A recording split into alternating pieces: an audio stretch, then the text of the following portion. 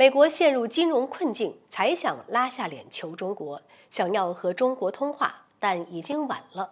中国外交部的回应也很解气。各位好，欢迎来到新乐锐评。自从气球事件爆发，中美两国关系几乎跌入了冰谷。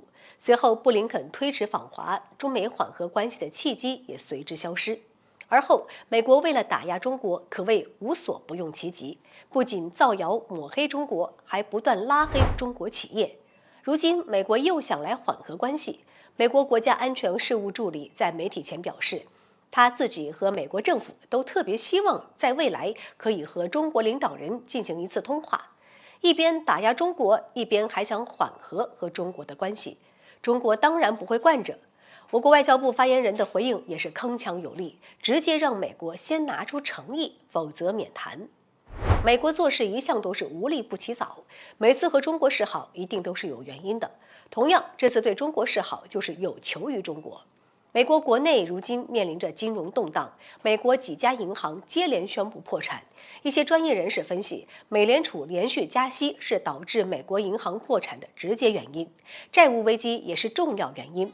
但不管美国银行破产的根源是什么，美国的金融行业都面临着严重的危机，更是引发了民众恐慌和提款潮。那么美元的信用就会严重下滑。如此一来，美国想要注入大量的资金来挽救美元的国际地位。在美国金融行业遇到危机后，美国首先又想到了中国。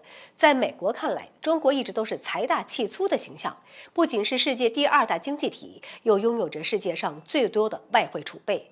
如果中国能够伸出援助之手，很可能会解决美国如今遇到的燃眉之急。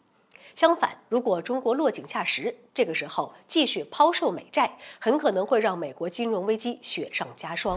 美国这才要想缓和和中国的关系，就算得不到中国的帮助，也要稳住中国。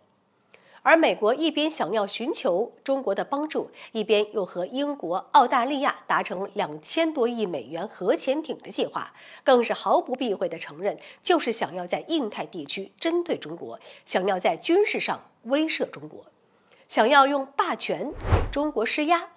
但中国可不吃美国这一套。美国还是不明白，美国的霸权在中国这儿不好使。美国越是给中国施压，中国越不会惯着美国的臭毛病。至于美国想要的，中国也不会给。话又说回来，中美之间不是没有过交流。早前在慕尼黑安全会议上，布林肯想要和中国交谈，中国也答应了，但美国并不珍惜，更是导致中美这次谈话并不理想。